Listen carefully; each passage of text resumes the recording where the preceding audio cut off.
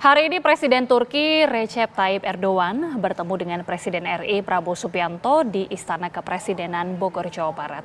Sejumlah hal dibahas untuk memperdalam hubungan kerjasama antara kedua negara.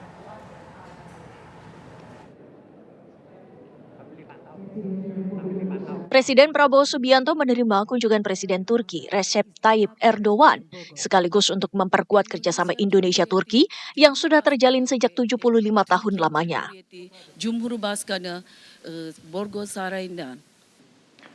Hari ini saya dan Presiden Erdogan melaksanakan pertemuan High Level Strategic Cooperation Council yang pertama. Ini adalah mekanisme bilateral hubungan tertinggi di antara kedua negara. Pertemuan berlangsung sangat intensif dan produktif.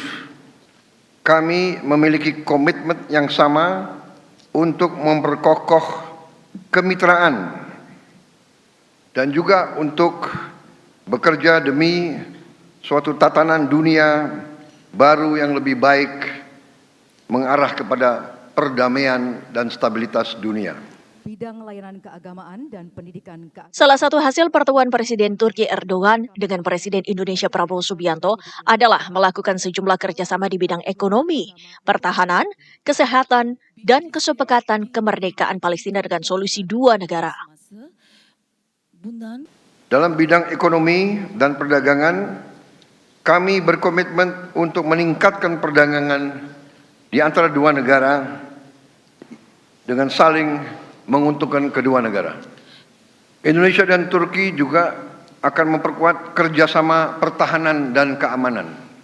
Di bidang kesehatan kami juga ingin meningkatkan kerjasama.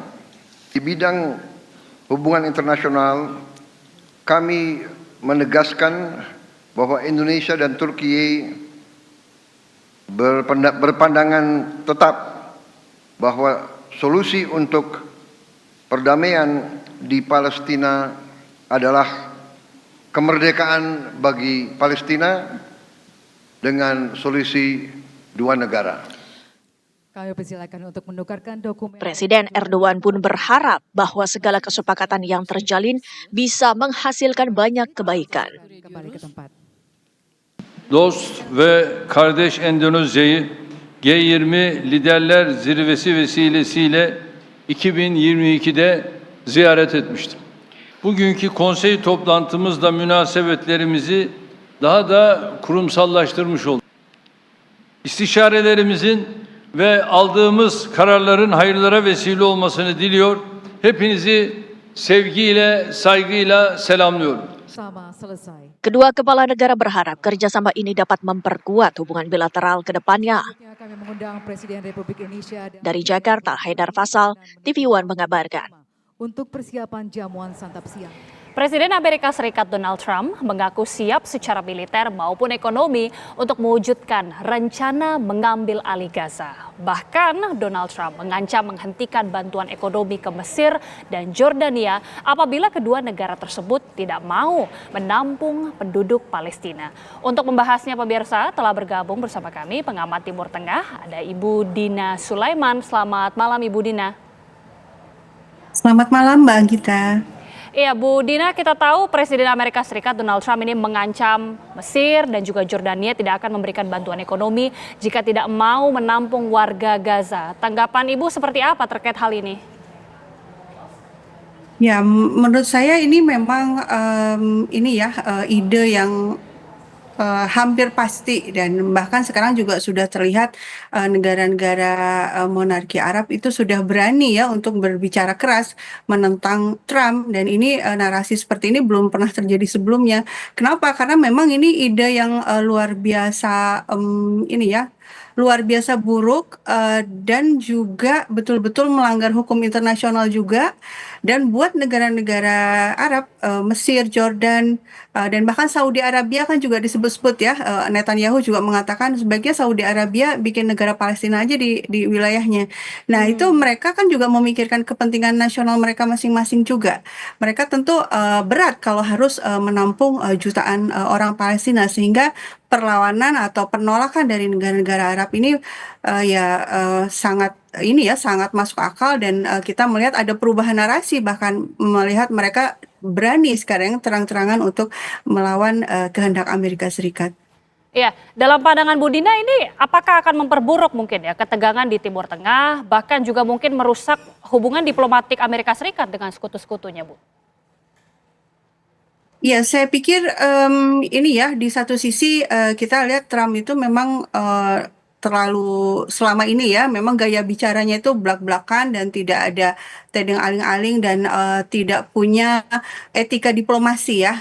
Jadi bahkan di depan hari ini kemarin ya di depan Raja Jordan itu kan seenaknya saja ya menyuruh ya, Raja Jordan untuk menerima warga Palestina. Tapi kita lihat meskipun di depan kamera Raja Jordan menyatakan bahwa kami tentu memikirkan kepentingan negara kami. Tapi setelah itu kan di media sosialnya Raja Jordan mengatakan kami akan berpegang teguh, akan tetap berkeras untuk tidak mau menerima rencana Trump ini. Ya, pastilah secara hubungan diplomatik di antara mereka akan ada masalah ya ketika ada perbedaan pendapat yang sangat tajam seperti ini. Oke, selain Mesir dan juga Jordania, kita tahu juga Indonesia ini diminta Presiden Trump untuk menampung penduduk Gaza yang kemudian kita ketahui ditolak oleh Indonesia. Bahkan Presiden Prabowo Subianto juga sudah memberikan sikap terkait hal ini. Bagaimana tanggapan Bu Dina melihat ini? Ya, kita lihat ininya ya, dasar pemikiran Trump yang mengatakan bahwa orang Palestina harus keluar dulu dari Gaza dan kemudian Amerika. Kata-katanya itu betul-betul belak-belakan. Kami akan memilikinya gitu ya. We will own it. Maksudnya betul-betul Amerika ingin menguasai tanah Palestina itu. Nah, itu kan sebenarnya itu narasi kolonial ya, narasi penjajahan. Bagaimana negara kulit putih merasa dia punya superior gitu ya, punya kekuatan ekonomi yang lebih, punya teknologi yang lebih. Kan Trump juga mengatakan kami akan membangunnya, kami akan membuatnya lebih indah. Nah, itu kan ini ya arogansi dari kekuatan kolonial ya, meskipun sekarang sudah modern, tapi ini adalah kolonialisme modern.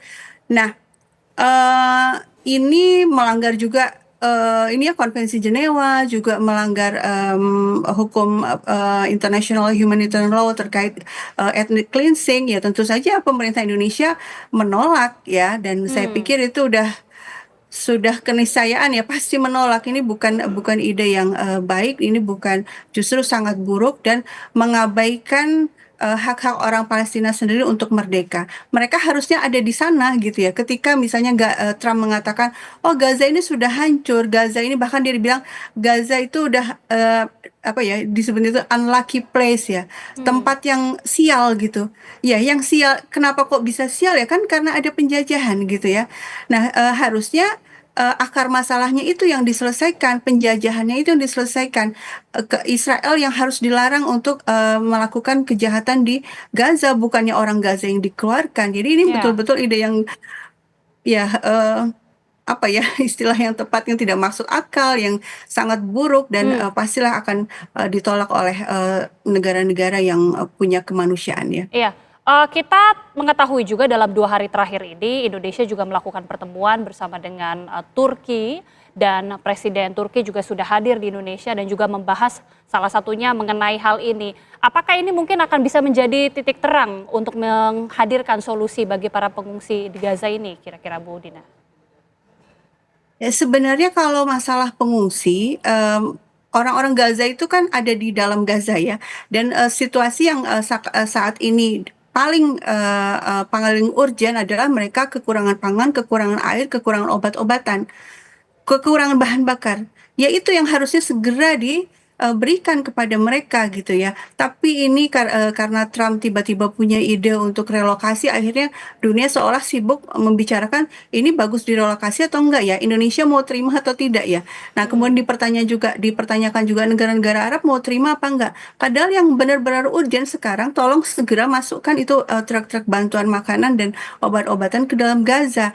Dan ini kan masih dihalang-halangi terus oleh Israel. Sehingga saya pikir opini publik harus terus fokus Ya. ke masalah kemanusiaan ini. Baik. Gimana caranya kita semuanya, termasuk Indonesia dan Turki, saya pikir perlu lebih keras lagi menekan agar bantuan kemanusiaan dibuka sebebas mungkin, tidak dihalang-halangi lagi. Sekarang boleh masuk, tapi kan tetap Ya. dibatasi ya. Baik, itu harapan kita bersama. Terima kasih sekali lagi Ibu Dina Sulaiman, pengamat Timur Tengah sudah bergabung bersama kami di Kabar Utama. Terima kasih, selamat malam Bu.